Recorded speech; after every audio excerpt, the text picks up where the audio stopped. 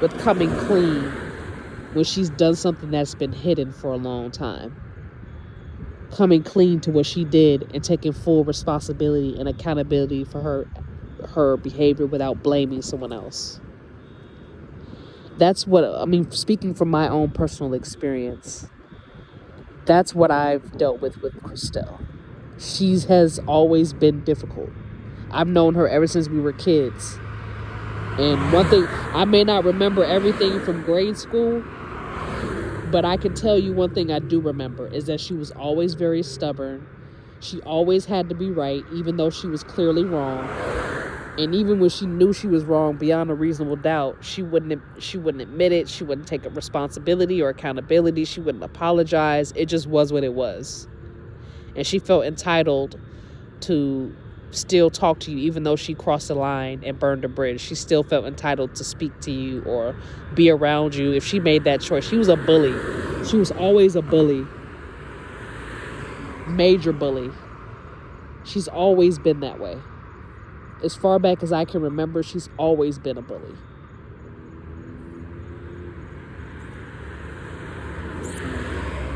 Okay?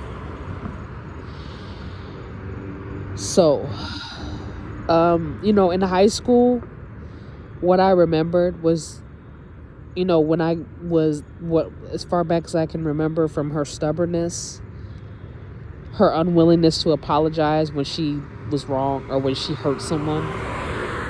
That was one of the first things that I noticed. Her stubbornness. So, if she disagreed with you on something, she wasn't the type of person where she was a agree to disagree kind of person. She was like forceful, coercive.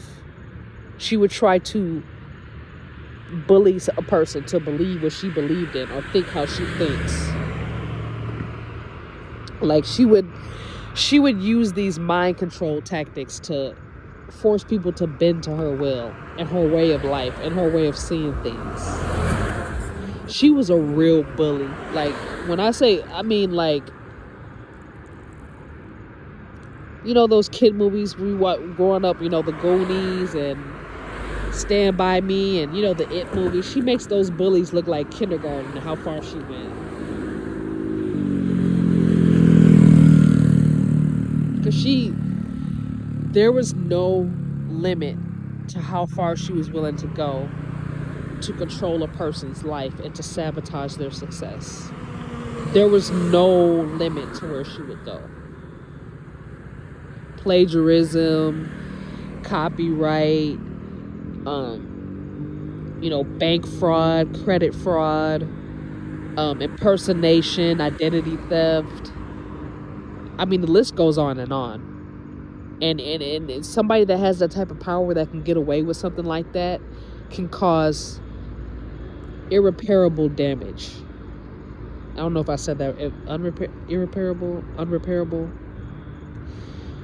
The damage was far beyond repairable is what I'm trying to say. And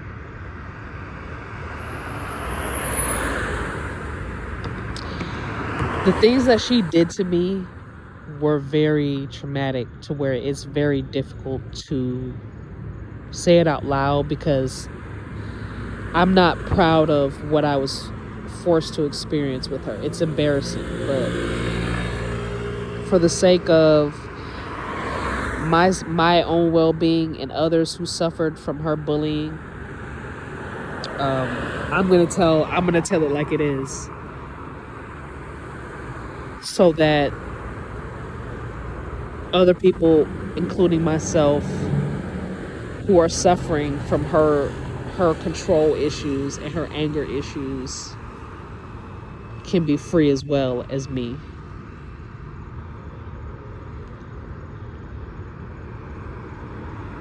Okay, so in high school, I really got exposed to her stubbornness, her difficulty. Like, she was very difficult to reason with, to compromise with.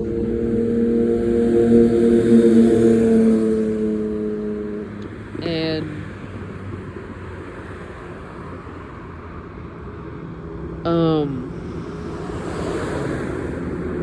That in high school, that's what I was exposed to. Now, that's all I can say, like, because I'm going to have to backtrack to elementary school so that you can understand the struggles that I had to endure dealing with her. Like, for example, as far back as I want to say third grade, she assaulted me in the third grade.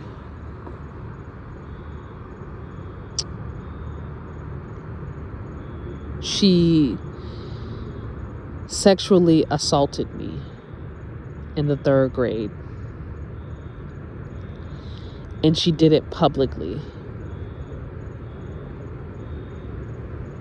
to humiliate me and to break down my strength. That's why she did it. She didn't say that, but her actions show me that.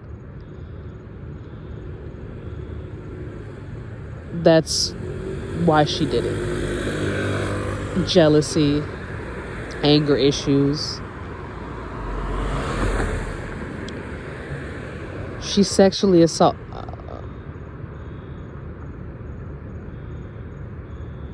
I'm so sorry, y'all. Trigger warning. Okay, so yes, trigger warning. I'm so sorry for those who are it's delicate to listen to. I'm so sorry. Trigger warning. That the content that I share is going to be a little bit triggering. It's going to be traumatic. It's going to be a little, gruesome. If you have an imagery mindset where you picture things, that you picture events, I just want to give a trigger warning, because some people have photographic memory and their imagery is very vivid. So I just want to give a trigger warning to people who, if these types of topics are sensitive, emotionally sensitive, or time sensitive, or maybe you're not in the right setting, I just want to give a trigger warning first and foremost. If you're in a public setting and you want to put your earphones in, or you want to watch this later to where you're alone and you have privacy, I'm just giving that trigger warning now. Or maybe if you're not ready to hear what's about to be said, I want to give that trigger warning. I'm new at this trigger warning stuff, and I'm probably going to make that mistake on many occasions. So please be patient with me, y'all. But this is a major trigger warning. That the information that I share is graphic, it's traumatic, and it's very vivid and vulgar in its behavior, not necessarily the language, but I guess vulgar language as well. Okay, so when I was in the third grade, I think I was about 8 or 9. I might have been 8 years old when the sexual assault happened. Okay?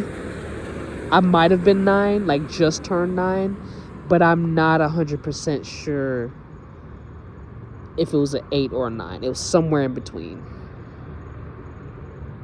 So around that time, I know for sure I was in the third grade. And there was this girl named Ashley that she had a crush on at the time. And I had no idea that she had a crush on her. I didn't know.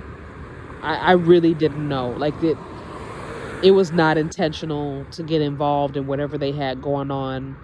I wasn't trying to spite anyone. And if I can be entirely honest, I didn't like Ashley at the time. I didn't like her very much. And I tried my best to stay away from her because I did not like her at all. So I'm going to get into that a little later. But she attacked me over a female named Ashley that she had a major crush on, that she really liked her a lot.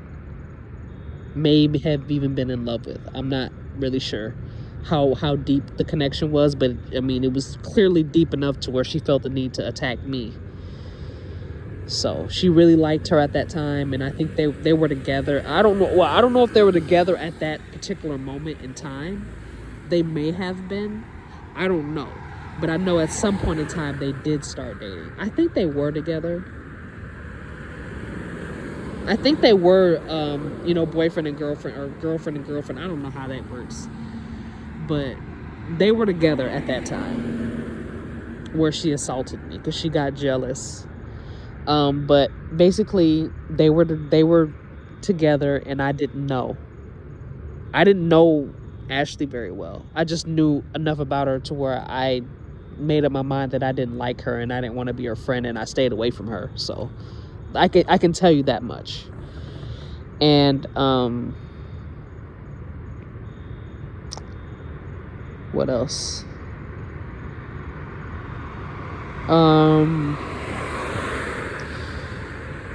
Okay, so why did Kristelle sexually assault me?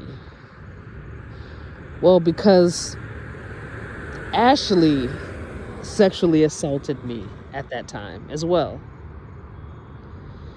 And when she assaulted me, it was non-consensual. Okay?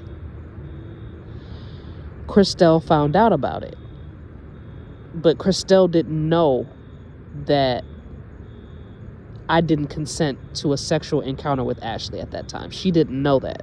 That doesn't give her the excuse to respond the way that she did. But I guess she just thought that I knew that they were together. I didn't know. I had no idea. And if I had known, I mean, well, it was really nothing I could have done about it, because Ashley took my free will away from me, and she acted on her own. But yeah, so Kristelle found out that me and Ashley had a sexual encounter, but she didn't know that Ashley forced me to engage with her sexually. She didn't know that. She didn't ask either. She didn't bother to find out. She just attacked me out of jealousy.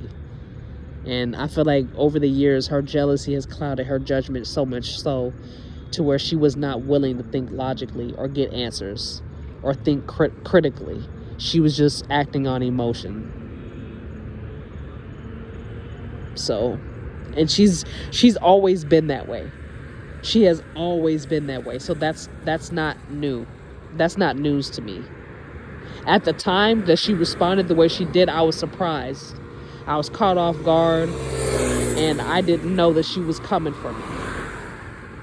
You understand? Because I didn't know that she had feelings for Ashley. She never told me that. I mean, it really wasn't my business, but I guess it kind of is now, But, I just prefer to stay out of people's business. But the fact that Kristelle responded like that made it my business, because I got caught up in something that had nothing to do with me.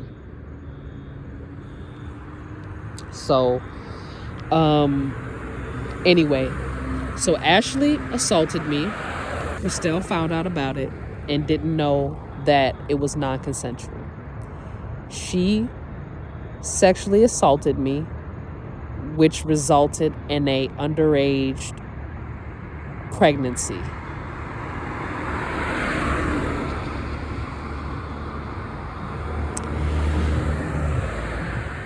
It resulted in me getting pregnant.